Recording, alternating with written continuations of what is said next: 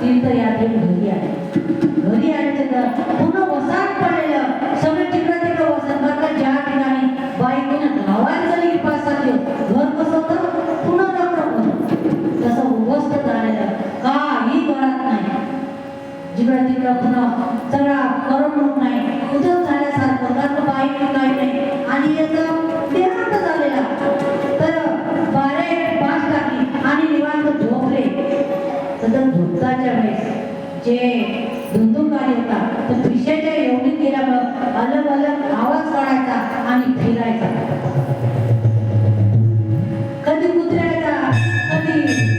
मानाचा कधी अशा वेगवेगळे सुद्धा आवाज काढायचा आणि हे आवाजामुळं कोकणाला वाटलं की आवाज जे आहे एवढा वेगवेगळा काढे कोण आहे. कधी कधी आपण भूतून होता माझ्या कुत्रीने आवाज आला की जोरान आवाज आला टिंगळाचा आवाज आला की आधीच काम सांगतो कसे कोण लागली कोण आहे एवढा भयान आवाज आता त्याला भूताच्या कुत्र्याचं कधी होईल जे आलं माणूस तुझ्या आजार आला तर भुकणार नाही आणि चांगलं तर माणूस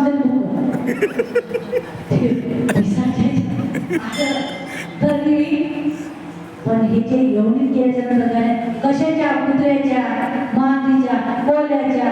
अशा वेगवेगळ्या आवाज काढायच्या कसं वेगवेगळे आवाज त्यावेळी ते आवाज कशाचा आवाज येत होता. आवाज देता देता म्हणत होते की ज्यावेळेस सांगते की गो करणार मी धुंदुकारी आहे मी पिशाच्या जेवणीत गेलो मला भूक लागते पण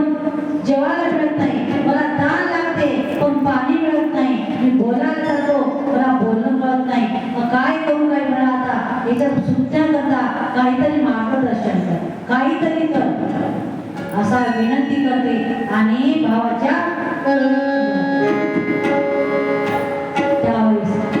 ते गोकर्णाला आपल्या भावाचे एवढं वाटते की चला आपण काही ना काहीतरी कारण की आपल्या इथं आपण आलो एखादा माणूस आपल्या घरी तुम्ही सांगा 4 चौघ असतं पण एखादा वारकरी असला तरी आपल्या घरात काही जरी झालं तरी ते माणूस सांगते की आपल्या घरात अशी घटना घडली ना आपण परमार्थाचं काही ना काही करू. एखादा तरी वारकरी असा एखादा तरी परमार्थ करणारा असा एखादा तरी बाईने एकादशी तरी पकडा कारण की घर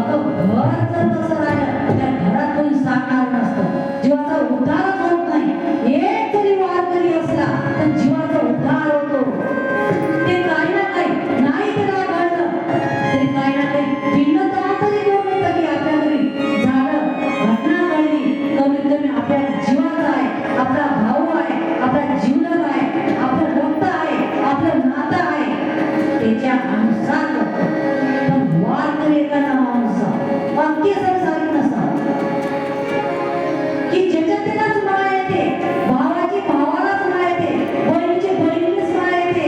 आई वडिलाला आपल्याच लेकराची माया येते सुद्धा असो आपलं लेकरू होय आपल्या नात्यात होय आपलं रक्त होय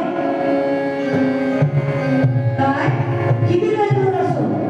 तरी आपलं वाटतं एखाद्या ठिकाणी जर आपल्या परवानगी कोणी जरी आलं तर आपलं नातं आलं आपलं आलं